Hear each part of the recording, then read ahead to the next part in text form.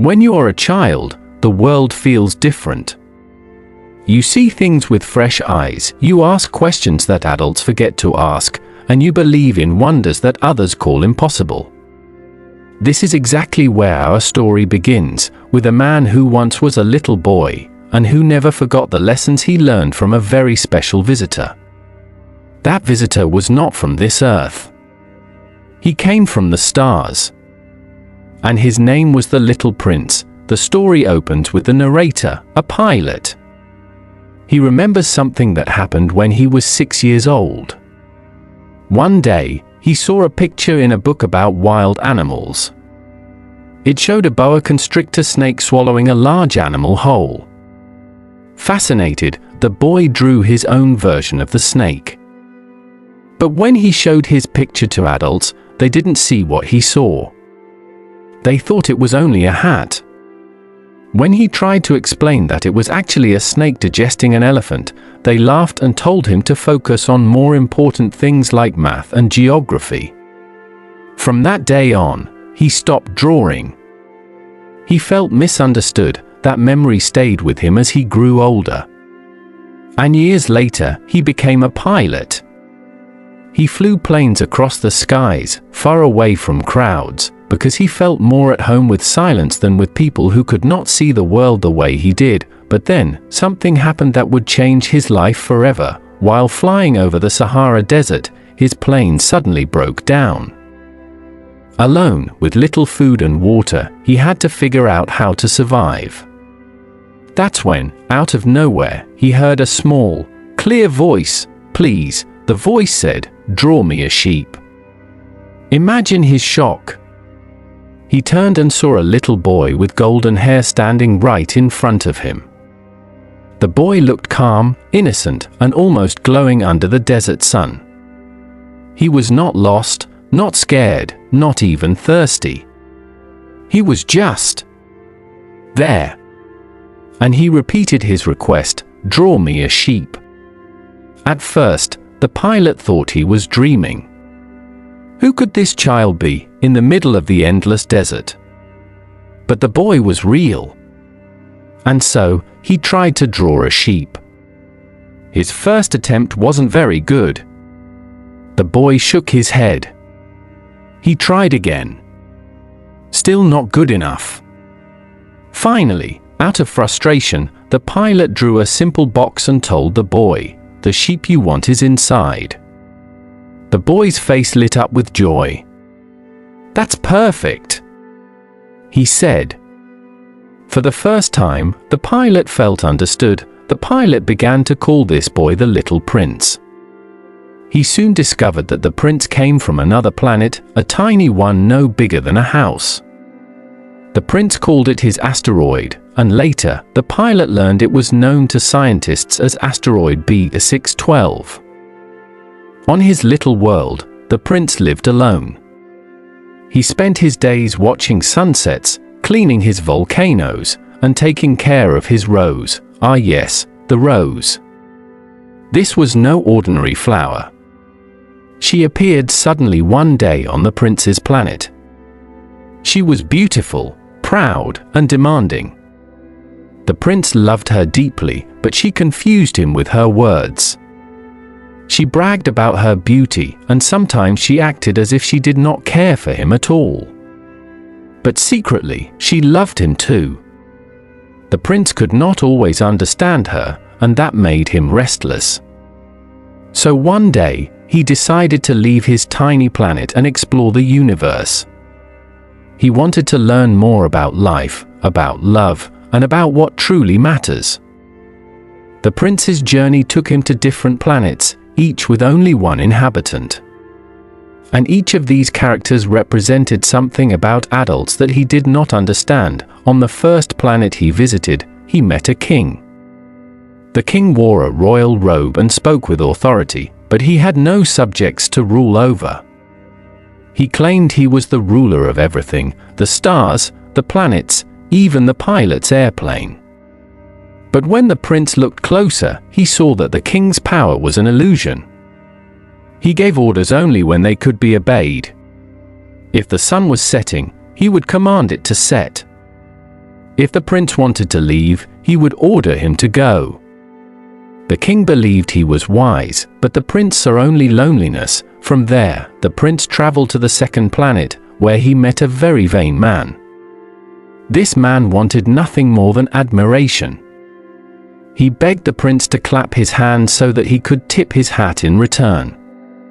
He lived for compliments and applause, caring only about being admired. The prince found this silly. He thought, why would anyone care so much about empty praise? On the third planet lived a drunkard. This man sat with bottles all around him. The prince asked him why he drank. The drunkard answered, "I drink to forget." The prince asked, "To forget what?" The man replied, "To forget that I am ashamed of drinking." It was a sad, hopeless cycle. The prince felt sorry for him and quickly left. On the fourth planet, the prince met a businessman. This man was so busy counting stars that he didn't even look up to notice who was speaking to him. He believed the stars belonged to him, and he spent his life recording the numbers in his books. The prince thought this was ridiculous. How could someone own the stars? The prince believed that to own something was to take care of it, like he cared for his rose. But the businessman only wanted numbers. The fifth planet was very small, with only enough space for a lamplighter and his lamp. The lamplighter's job was to light the lamp at sunset and put it out at sunrise. But because his planet spun so quickly, the sun rose and set every minute. This poor lamplighter had no time to rest. He worked non-stop, lighting and putting out the lamp. The prince admired his devotion and thought he was less foolish than the others, because at least he served something greater than himself. Finally, on the sixth planet, the prince met a geographer. This man wrote about mountains, rivers, and cities but never left his desk. He explained that explorers visited him and told him about the world, and he recorded it. But when the prince asked if the geographer knew whether his rose was unique, the man shrugged. "Geographers," he said, "do not record flowers because flowers are temporary." The prince was shocked. His rose, the one he cared for so deeply, was considered unimportant because she would not last forever. This made the prince feel lonely and troubled. Still, the geographer suggested he visit Earth, the largest and most interesting planet of all. And so, the prince traveled here. To our world, when he first arrived on Earth, the prince was surprised by its size. There were no people at first, only a snake, who spoke in riddles. The snake told him that one bite from him could send the prince back home to his little planet. It was a dark, mysterious meeting, and the prince moved on. He saw a flower with 3 petals, who told him that people were rare and hard to find. Then he climbed a mountain, hoping to see the world. From the top, he shouted greetings into the air, but all he heard back was his own echo. This made him realize how empty and lonely the world could feel. Finally, the prince found a garden filled with roses, thousands of them, all looking exactly like his rose back on his planet. He was heartbroken. His rose had told him she was unique, the only one of her kind in the universe. But here were so many others, just as beautiful. He felt betrayed and small. He lay down in the grass and cried, and that is where the most important friendship of the story begins. The prince met a fox.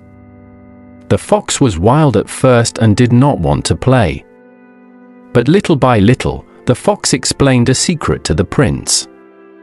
"To me, you are still just a little boy like 100,000 other little boys.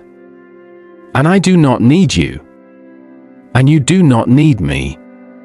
But if you tame me, then we will need each other. To me, you will be unique in all the world." The prince didn't understand right away. But the fox continued. He explained that being tamed meant creating bonds, forming connections that make someone special. The fox wanted to be tamed, to become friends, to create a relationship that would change them both, so the prince spent time with the fox, day after day, growing closer. When the time came to leave, the fox gave him one final secret: it is only with the heart that one can see rightly. What is essential is invisible to the eye. With tears in his eyes, the prince realized the truth. His rose was not just any rose. She was his rose. He had watered her, protected her, listened to her, and loved her.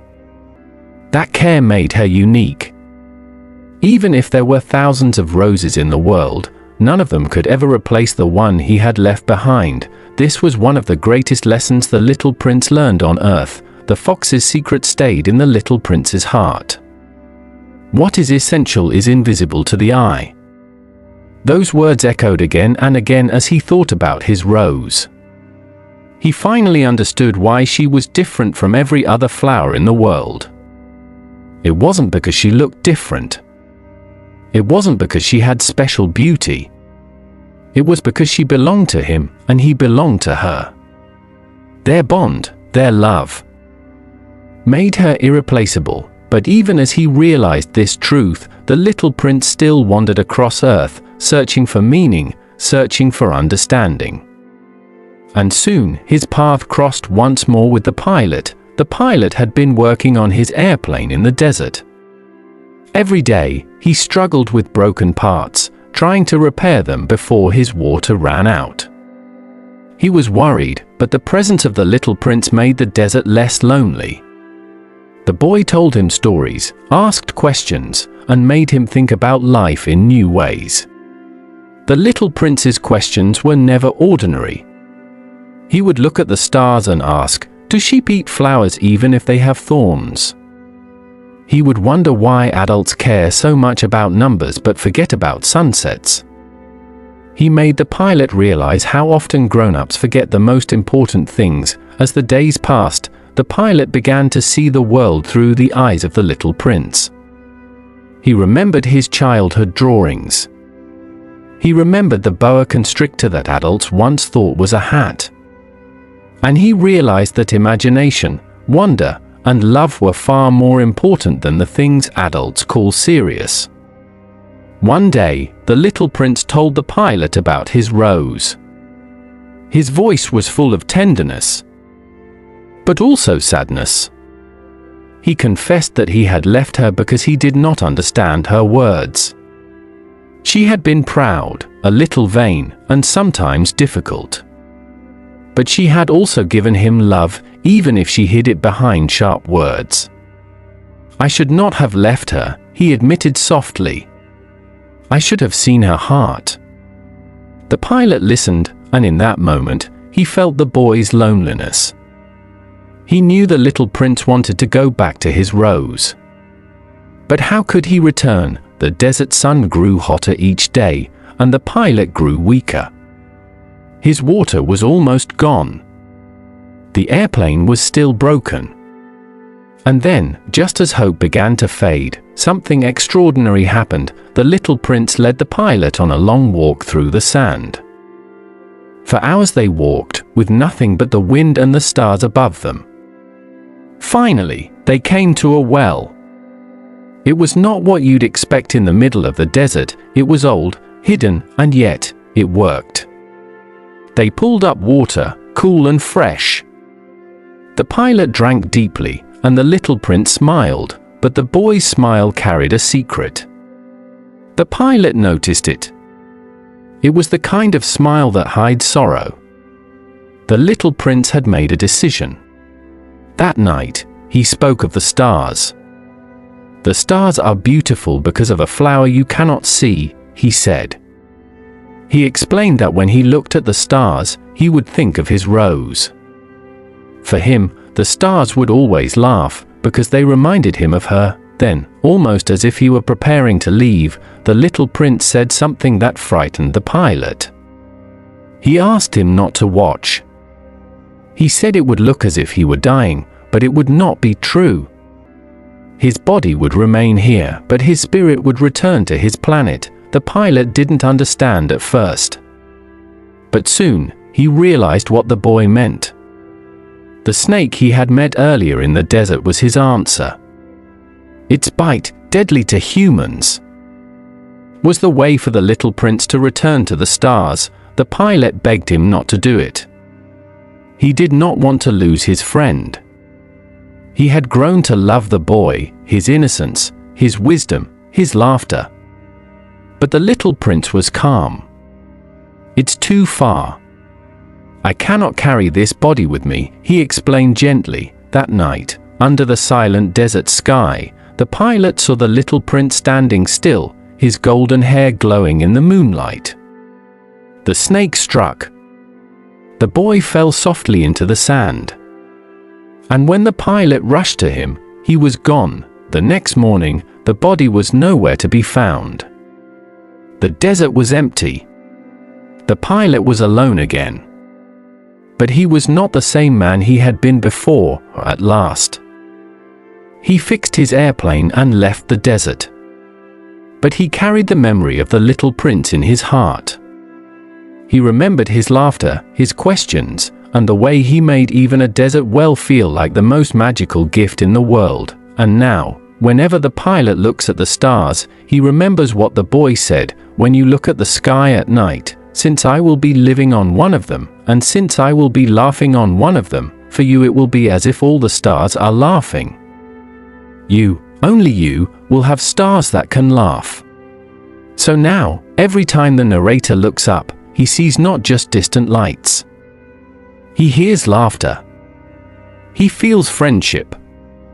He remembers love. That is the gift of the little prince. He came from the stars, stayed only for a short time, and left behind a lesson that adults so often forget, that what matters most cannot be measured, counted, or owned. What matters most is invisible. Love, friendship, loyalty, and care, those are the things that give life meaning. The story ends with a question for us, the readers. The pilot tells us that he still wonders about the little prince. Did the sheep eat the rose, or did the rose live on? He does not know. And in that mystery, he invites us to think about our own hearts, our own loves, and what truly matters in our lives. When you finish reading The Little Prince, you cannot help but feel changed. You begin to look at the world differently. A sunset becomes more beautiful. A flower becomes more precious. And the stars? Well, the stars are never just stars again. Perhaps that is why this little book, written in simple words, has touched millions of people across the world. It reminds us of the child we once were, the questions we once asked, and the love we once gave freely. It teaches us that even in a world full of noise, numbers, and busy adults, the most powerful truths are the simplest ones. So the next time you look up at the night sky, think of the little prince. Think of the rose. Think of the fox. And maybe, just maybe, you will hear laughter in the stars. And that, my friends, is the story of the little prince. I share stories like this every day. Subscribe so you don't miss the next one.